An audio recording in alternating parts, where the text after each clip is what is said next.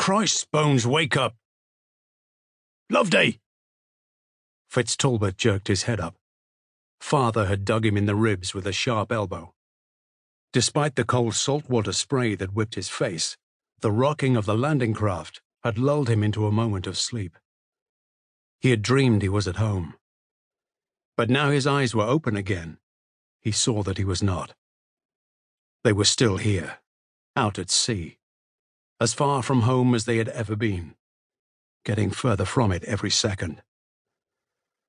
There were 10 of them crammed into the little pinnace, himself at the steerboard, Millstone, Scotsman, and Pismire further forwards, the priest they called Father beside him at the stern, and the archers Tebb, Romford, and Thorpe in between them. 2 more archers, Welsh brothers who had been added to the company on the eve of their departure from Portsmouth aboard the cog Saint-Marie, were pulling the oars. Loveday scanned the horizon.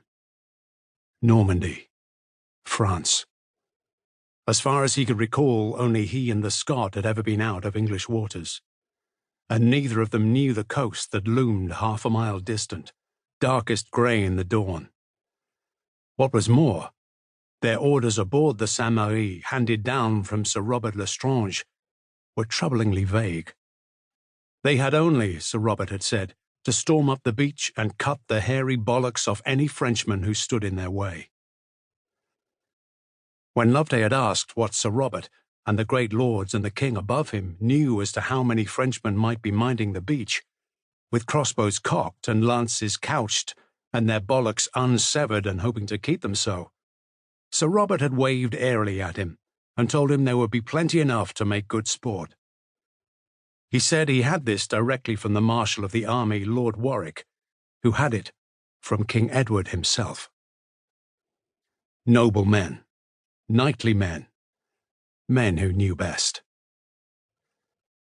If I had wanted good sport, thought Loveday, I would have stayed home in Essex, playing dice in the inn near Colchester, and paying a penny to lay my head of a night between the thighs of Gilda, the alewife's girl. But he had held his peace with Sir Robert.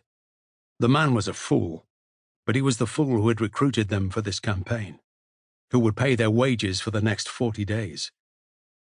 The dogs hired their sword and bow arms to anyone who paid, in any sort of activity where brute force and sharp steel were needed.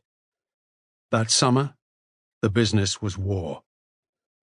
Sir Robert's recruiting agents had promised he was a man who paid on time and who did not interfere too much.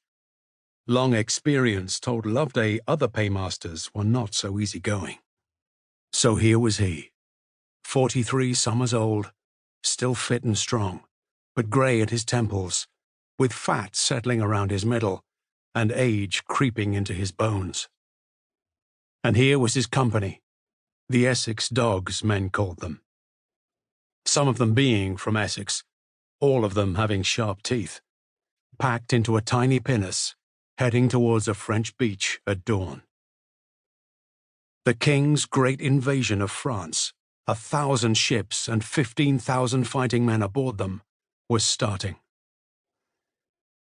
The Essex Dogs were at the front of it, and Loveday had one wish, the same as every time: to come home with everyone alive and paid. At the prow of the boat, the thick-necked stonemason Gilbert Millstone Attercliffe was spewing into the sea. Seasickness rather than apprehension, thought Loveday, for Millstone had little fear in him, too little at times. He had known Millstone 7 years. 7 years since the heavy-handed, softly-spoken Kentishman had cracked the skull of a foreman on the floor of Rochester Cathedral to settle a dispute about the construction of the new spire, and quit masonry for freebooting and fighting. In that time he had never known Millstone use an intemperate word, nor had he ever seen him take a backward step, an attitude that scared Loveday sometimes. But this was the least of his worries now. As the Welshman hauled the oars and Loveday tried to position the bow of the landing craft to ride the tide into the beach, he could feel a strong current was pulling them hard north, towards the highest point on the bluff. If I were organising the defence, that's where I'd put the crossbowmen.